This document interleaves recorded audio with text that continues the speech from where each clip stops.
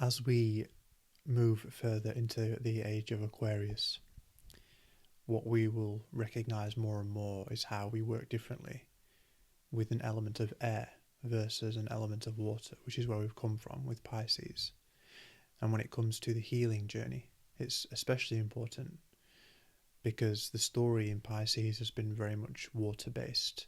The emotionalism, the wading through the sludge of the past and trying to figure ourselves out through our story, through our lineage, through the things that have happened to us. And for many, that has translated into some kind of leaderboard where we feel that our wounds grant us something in the way of our journey towards heaven, our journey towards spirituality and our goals of ascension or enlightenment, that unless we've done the wounding journey that we haven't really done it.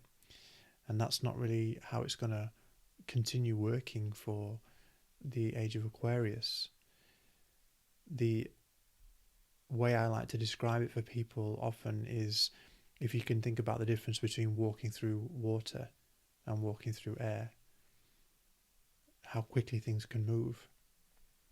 A lot of people would note and have said that time seems to be speeding up.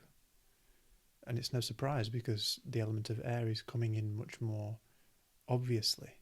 And with air, everything moves much more quickly. So that provides an opportunity for us to step into our witness, our holy witness, and see our story as it is, just a story, and be able to then go, I'm ready to move on from that story. There's a sentiment that I've shared before. We all know this. We all know the sentiment, blood is thicker than water. Taking that to mean that family is more important than friendships and other relationships. The full expression is that the blood of the covenant is thicker than the waters of the womb. And what that means is that we didn't come here to be endlessly healing and processing wounds and trauma. That the shadow work and the looking back into the past shouldn't be an endless journey. We made agreements in blood as to how we were going to express and serve creation in this world. And it's not about clearing the line endlessly or scratching at every scab of our past, trying to erase every scar. It's about how we're going to serve, how we're going to show up in breath. And I say breath because, again, the age of Aquarius is air, breath, the Holy Spirit. Breath is the Holy Spirit. And maybe the reason why breath work has been such a popular theme in recent times is because of that, because we're moving into an age of air. But breath needn't be work. Breath is prayer. It's a communion with the divine. You inhale the Holy Spirit. It's given to you. It's not something you take. It's something given. And the idea is that you exhale with the same purity that you are given that Holy Spirit. You offer it back to creation. Not filtered through your own stories, not wrapped up in rigidity and clenched jaws and trauma and wounding and narratives, but just offered as pure as it was given, so that life gives life. Yeshua said, the meek shall inherit the earth.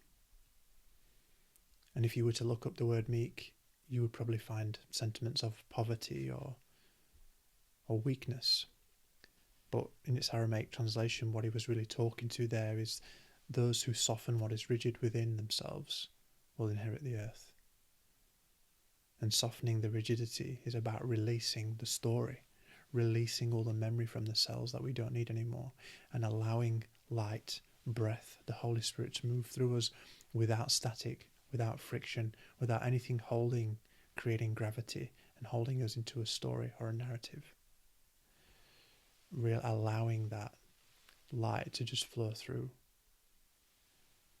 And how do we do that? We witness it. We see the story and go, I don't need that story anymore. It's not the truth. There is only one eternal truth, and it's the same for everybody. I am.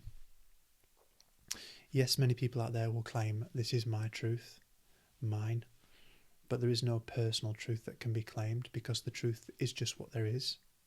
And as we move into an age of energy, the invitation is to be able to see it as it is, because energy doesn't have a story, it just is. And so when we hear terms like apocalypse, that's also what that's talking to, the great revealing, the story giving way to the truth of what is. And so I can let go of it all. I can let go of the story. I can release all the crystallized information from my body and allow breath to just move through me without friction, without being snagged by anything. Because everything is already held anyway. Everything is already held. So I don't need to hold on. Once I receive the clarity, I don't need the information anymore. Not because I don't care, not because I dismiss or reject or have shame, but because I understand that everything is already held. So why do I need to hold on to everything? God is already holding it all. And if I need some information, it will come back to me in the moment I need it.